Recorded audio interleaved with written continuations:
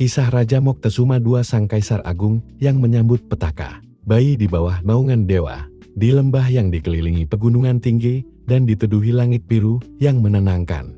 Berdiri ibu kota kekaisaran yang kelak dikenal di dunia, Tenochtitlan, permata di tengah Danau Texcoco. Di sanalah, pada tahun 1466, lahir seorang bayi dari darah bangsawan tinggi, keturunan para penguasa suci Aztec. Ia diberi nama Moctezuma Xocoyotzin, yang dalam bahasa Nahuatl berarti ia yang murka dengan agung. Sang muda, sejak awal, para pendeta di kuil-kuil berkata bahwa bintang-bintang malam itu bersinar tidak biasa. Mereka melihat pertanda besar bahwa anak ini akan membawa kejayaan luar biasa, tapi juga bencana yang akan menandai akhir zaman kebesaran. Ayahnya, Raja Aksayacatl, adalah seorang pejuang gagal yang pernah memperluas kekuasaan Aztec. Ibunya, seorang perempuan bangsawan dari Texcoco, menanamkan padanya kehalusan dan kebijaksanaan. Dari keduanya, Moctezuma mewarisi keberanian dan kecerdasan, serta ketenangan yang kelak akan menjadi ciri khasnya. Pendidikan seorang putra dewa. Sejak kecil, Moctezuma dibesarkan di Calmecak, sekolah para bangsawan dan calon imam tertinggi. Di sana, ia belajar membaca simbol-simbol kuno, menghafal doa kepada para dewa, memahami tanda-tanda alam, dan menulis dalam kodeks kulit rusa. Hari-harinya keras. Setiap pagi, sebelum matahari terbit, ia harus mandi di air dingin untuk melatih ketahanan tubuh. Ia berpuasa selama berhari-hari, berlutut di hadapan api suci, dan belajar menundukkan ego di bawah kehendak para dewa. Namun, di balik kedisiplinan itu, ia menunjukkan bakat yang luar biasa. Guru-gurunya mengatakan, ia berbicara seperti matahari bersinar di atas danau. Selain ilmu rohani, Moctezuma juga ditempa dalam seni perang. Ia belajar memegang perisai kayu berhias bulu burung Quetzal, memanah, dan bertarung dengan Macuahuitl, pedang kayu dengan bilah obsidian hitam yang tajam seperti kaca. Ketika usianya menginjak 20, ia telah ikut dalam berbagai ekspedisi perang bersama pamannya, Kaisar Ahuitzotl. Dalam setiap pertempuran, ia maju di garis depan, menawan banyak musuh, dan membuktikan dirinya sebagai seorang pejuang sejati. Para prajurit menyebutnya si burung hujan yang turun dengan petir. Jalan menuju tahta. Setelah Kaisar Ahuitzotl wafat akibat banjir besar yang melanda Tenochtitlan, para bangsawan dan imam berkumpul untuk memilih penggantinya. Dari seluruh kandidat, nama Moctezuma Xocoyotzin muncul sebagai pilihan yang paling kuat. Ia dikenal saleh, berwibawa, dan berasal dari garis keturunan yang murni. Namun, ada sesuatu yang lebih dari itu. Moctezuma memiliki aura keilahian.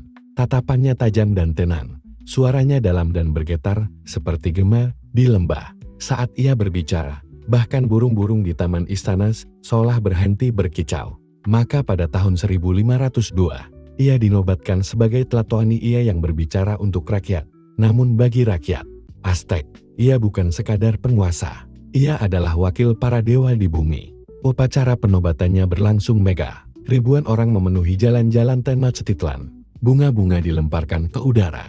Genderang berbunyi dari menara kuil, dan asap dupa naik ke langit. Dalam pesta itu, ratusan tawanan perang dikorbankan di puncak. Templo Mayor sebagai persembahan bagi Huitzilopochtli, sang dewa matahari dan perang, kejayaan dan keangkuhan. Pada awal pemerintahannya, Moctezuma II membawa kemakmuran besar bagi kekaisaran. Ia menertibkan sistem pajak, membangun saluran air, memperluas pasar Tlatelolco, dan mengirim ekspedisi militer ke berbagai penjuru. Kekuasaan Aztec meluas hingga ke pantai Pasifik dan Teluk Meksiko. Ia juga membangun taman-taman istana yang luas dengan danau buatan, kolam ikan, burung langka, dan kebun obat. Istana barunya di Tenochtitlan berisi lebih dari 300 ruangan. Dindingnya dilapisi batu giok dan lukisan para dewa. Namun, di balik kemegahan itu, Moctezuma menjadi semakin tertutup dan suci. Ia mulai menganggap dirinya sebagai makhluk ilahi yang tak boleh disentuh. Para pelayan harus berjalan dengan kepala menunduk. Bila hendak berbicara padanya, mereka menutup mulut dengan kain agar napas mereka tidak mencemari udara yang ia hirup. Hanya sedikit orang yang diizinkan menatap matanya langsung. Rakyat memujanya, tapi juga mulai takut padanya. Ia menjadi bayangan agung disembah, namun tak lagi dipahami. Ramalan dan ketakutan. Seiring berjalannya waktu, tanda-tanda aneh muncul di langit. Pada malam tertentu, Bintang berekor melintas, meninggalkan jejak api. Sebuah kuil terbakar tanpa sebab. Air danau bergolak seperti mendidih. Para pendeta mengatakan, dewa-dewa berbicara. Zaman ini akan berakhir. Moctezuma gelisah. Ia mengingat naskah-naskah kuno yang menceritakan tentang Quetzalcoatl, dewa ular berbulu, yang suatu hari akan kembali dari arah timur untuk merebut tahtanya kembali. Ia mulai mengasingkan diri, bermeditasi, dan melakukan upacara persembahan yang tak henti-henti. Ribuan tawanan perang dikorbankan untuk menenangkan para dewa. Di atas piramida, darah mengalir ke batu, dan teriakan suci menggema ke langit. Namun, semakin banyak darah tertumpal, semakin besar ketakutan dalam hatinya. Kedatangan dari timur. Pada tahun 1519, kabar menakutkan datang dari pantai Teluk. Orang-orang asing berkulit putih telah tiba dengan perahu bersayap besar. Mereka membawa senjata yang menggelegar, seperti guntur dan menunggangi binatang besar berkaki empat. Ketika mendengar kabar itu, Moctezuma terdiam lama. Ia yakin bahwa mereka adalah utusan Quetzalcoatl, dewa yang kembali menuntut tahtanya. Maka, ia mengirim utusan dengan hadiah emas, giok, dan kain halus untuk menyambut mereka, berharap bisa menenangkan hati para makhluk surgawi itu. Namun, tindakan itu justru memicu petaka. Orang-orang Spanyol yang dipimpin oleh Hernán Cortés melihat kekayaan itu sebagai tanda bahwa Aztec menyimpan harta tak terhingga. Mereka berbaris menuju Tenochtitlan dengan semangat menaklukkan. Pertemuan dua dunia.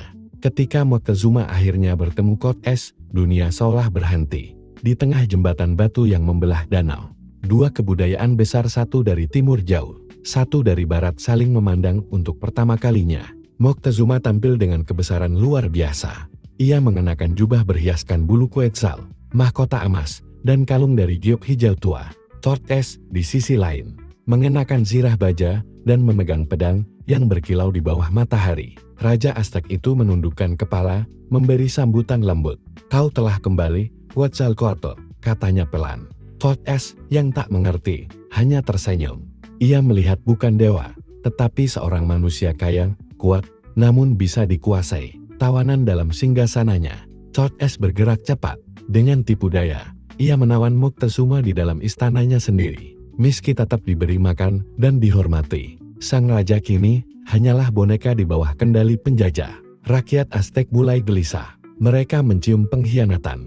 Ketika Spanyol membunuh para imam di kuil, amarah rakyat meledak. Tenochtitlan terbakar oleh pemberontakan. Dalam kekacauan itu, Cortés memaksa Moctezuma untuk berdiri di atap istananya dan berbicara kepada rakyatnya. Dengan suara lemah, sang raja memohon mereka agar menghentikan serangan. Tapi rakyat yang marah melihatnya bukan lagi sebagai dewa, melainkan pengkhianat. Batu dan tombak dilemparkan ke arah sang Platoni. Tubuhnya roboh. Ada yang berkata ia dilempari sampai mati oleh rakyatnya sendiri. Ada pula yang berkata orang Spanyol membunuhnya ketika ia tak lagi berguna. Pada tahun 1520, Moctezuma II wafat bukan di medan perang, melainkan di tengah kehancuran kota yang pernah menjadi kebanggaan dunianya. Warisan sang kaisar. Kematian Moctezuma menjadi awal dari akhir kekaisaran Aztec. Tak lama kemudian, Tenochtitlan jatuh. Piramidanya dibongkar, kuilnya dijarah, dan di atas reruntuhannya dibangun kota baru bernama Ciudad de México. Namun nama Moctezuma tidak lenyap. Ia tetap hidup dalam ingatan rakyatnya sebagai raja yang bijak namun rapuh. Pemimpin yang agung namun ragu. Dewa yang terlalu percaya pada takdir. Ia adalah lambang puncak kejayaan dan awal dari kejatuhan. Di antara legenda dan debu sejarah, sosoknya masih berdiri, wajahnya terlukis di batu. Matanya memandang jauh ke timur, ke arah lautan tempat datangnya badai. Karena Moctezuma II bukan sekadar seorang raja, ia adalah penjelmaan kebesaran dan kejatuhan. Manusia yang percaya bahwa takdir lebih kuat dari keberanian, tindakan dan pencapaian Raja Moctezuma II semasa hidupnya. Masa muda, pendidikan, dan awal karir. 1. Dididik secara ketat di Calmecac, sekolah kaum bangsawan Aztec. Di sana ia belajar filsafat, agama, astronomi, ritual, seni bicara, serta strategi perang. Ia juga dilatih menjadi pemimpin religius dan militer yang disiplin. 2. Menjadi prajurit unggul di usia muda. Ia ikut dalam banyak ekspedisi perang di bawah pemerintahan pamannya, Kaisar Ahwetzoto. dalam pertempuran melawan suku-suku tetangga seperti Mixtec, Zapotec, dan Tlaxcala. Ia menunjukkan keberanian luar biasa dan menawan banyak musuh untuk dikorbankan kepada para dewa. 3. Mendapat reputasi sebagai pemimpin yang religius dan berwibawa. Karena kesalahannya dan pengetahuannya tentang ritual suci, banyak imam dan bangsawan memandangnya sebagai sosok yang dilahirkan untuk memerintah. Naik tahta awal pemerintahan. 4. Menjadi Tlatoani Raja Aztec pada tahun 1502. Setelah wafatnya Kaisar Ahuitzotl, ia terpilih karena keturunan dan prestasinya. Ia dinobatkan dalam upacara suci yang dihadiri seluruh negeri bawahan Aztec. 5. Menyempurnakan administrasi kekaisaran. Ia menciptakan sistem birokrasi baru yang lebih teratur, mengangkat pejabat berdasarkan loyalitas, bukan hanya darah keturunan. Ia memusatkan kekuasaan di tangan istana, mengurangi wewenang para bangsawan daerah. 6. Mengatur ulang sistem penghormatan upeti dari negeri-negeri taklukan. Ia memastikan pasokan barang mewah seperti emas, kapas, coklat, bulu quetzal, dan batu giok terus mengalir ke Tenochtitlan. Membentuk Dewan Pengawas Upeti agar semua negeri bawahan tetap tunduk. 7. Meningkatkan kewibawaan raja. Ia membuat protokol kerajaan yang ketat. Rakyat tidak boleh menatapnya langsung, dan siapapun yang berbicara dengannya harus menunduk. Moctezuma menjadikan dirinya simbol suci bukan sekadar manusia, tapi wakil para dewa di bumi. Militer dan ekspansi wilayah. 8. Melanjutkan ekspedisi militer Aztec ke berbagai daerah. Ia memimpin kampanye ke wilayah Huastec Utara, Soconusco Selatan, dan Mixtec Barat. Meskipun beberapa wilayah sulit ditaklukkan, banyak negeri akhirnya tunduk di bawah panji Tenochtitlan. 9. Menaklukkan lebih banyak suku untuk memperluas sumber upeti dan tawanan perang. Tawanan ini digunakan untuk upacara persembahan kepada dewa, Huitzilopochtli dan Tlaloc. Dengan keberhasilannya, Moctezuma membawa kekaisaran Aztec ke puncak kejayaan terluas dalam sejarahnya. 10. Mendirikan garnisul dan bentang di wilayah perbatasan untuk menjaga keamanan kekaisaran. Ia memperkuat jalur perdagangan dan pasukan penjaga di sekitar danau dan daerah pegunungan, pembangunan dan kebudayaan. 11. Membangun Istana Megah di Tenochtitlan. Istana barunya memiliki lebih dari 300 ruangan, taman luas, dan kebun hewan yang dipelihara dari seluruh wilayah kekaisaran. Di taman istana, ia membuat kolam air, kebun bunga, serta tempat penelitian bagi para ahli tumbuhan dan imam. 12. Meningkatkan keindahan dan kemegahan ibu kota. Ia memperluas kanal-kanal air, memperindah jalan utama dengan batu ukir, dan memperbaiki pasar Tlatelolco, pusat perdagangan terbesar di benua Amerika Tengah kala itu. 13. Menjadi pelindung seni, musik, dan penulisan Codex. Ia mendukung para juru tulis, penyair, dan seniman agar mendokumentasikan sejarah Aztec dalam naskah piktograf. Moctezuma sendiri dikenal suka mendengarkan lagu-lagu pujian dan membaca kisah kepahlawanan kuno. 14. Mengembangkan sistem perpajakan dan hukum adat. Ia memperketat hukum bagi pelanggar ritual atau penghinaan terhadap para dewa. Dalam hukum Moctezuma, korupsi dan pengkhianatan terhadap negara dihukum mati. Di bidang agama dan spiritualitas. 15. Meningkatkan intensitas ritual dan upacara keagamaan. Moctezuma dikenal sangat religius dan yakin bahwa kekuasaan bergantung pada restu para dewa. Ia memperbanyak pengorbanan manusia sebagai bentuk rasa syukur dan penebusan dosa. 16. Merenovasi dan memperindah Templo Mayor kuil utama. Ia memperluas tangga dan puncak piramida untuk menampung lebih banyak imam dan persembahan. Upacara pengorbanan terbesar dalam sejarah Aztec terjadi di masa pemerintahannya. 17. Mengawasi kalender ritual dan astronomi suci. Moctezuma menugaskan para pendeta untuk memantau gerak bintang dan meramal masa depan. Ia sangat mempercayai nubuat-nubuat yang menyebutkan bahwa zaman kelima zaman matahari Aztec akan segera berakhir. Menjelang kejatuhan. 18. Menghadapi tanda-tanda alam yang dianggap pertanda buruk. Kuil terbakar sendiri, danau bergolak, dan komet melintas. Semuanya dianggap sebagai pesan dari dewa bahwa kekaisaran akan berakhir. Moctezuma makin sering berpuasa dan berdoa, mengorbankan lebih banyak nyawa untuk menenangkan hati para dewa. 19. Menanggapi kedatangan orang Spanyol dengan kehati-hatian. saat mendengar tentang orang kulit putih dari timur. Pada tahun 1519, ia percaya bahwa itu adalah kembalinya Quetzalcoatl, dewa ular berbulu. Ia mengirim utusan dan hadiah besar, emas, giok, dan kain halus. Tapi hadiah itu justru menarik ketamakan bangsa Spanyol. 20. Menyambut Cortés di Tenochtitlan dengan damai.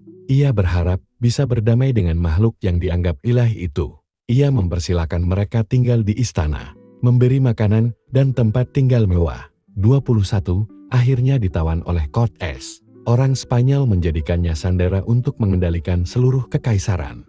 Moctezuma masih berusaha menjaga kedamaian, tapi kehilangan kepercayaan rakyatnya. 22. Wafat secara tragis pada tahun 1520. Saat kerusuhan pecah, ia dilempari batu oleh rakyatnya sendiri menurut satu versi, atau dibunuh oleh pasukan Spanyol menurut versi lain. Ia meninggal sebagai tawanan, menyaksikan kehancuran kota suci Tenochtitlan. Warisan sejarahnya, Moctezuma II dikenal sebagai raja terakhir yang memerintah penuh atas Kekaisaran Aztec sebelum datangnya penjajahan Spanyol. Di masa pemerintahannya, Aztec mencapai puncak kekuasaan, kekayaan, dan kemegahan budaya. Namun, ia juga dikenang karena kepercayaannya pada ramalan dan ketakutannya terhadap takdir, yang membuatnya ragu menghadapi penjajah. Warisannya menjadi simbol keagungan dan kehancuran puncak dan akhir dari peradaban besar Mesoamerika.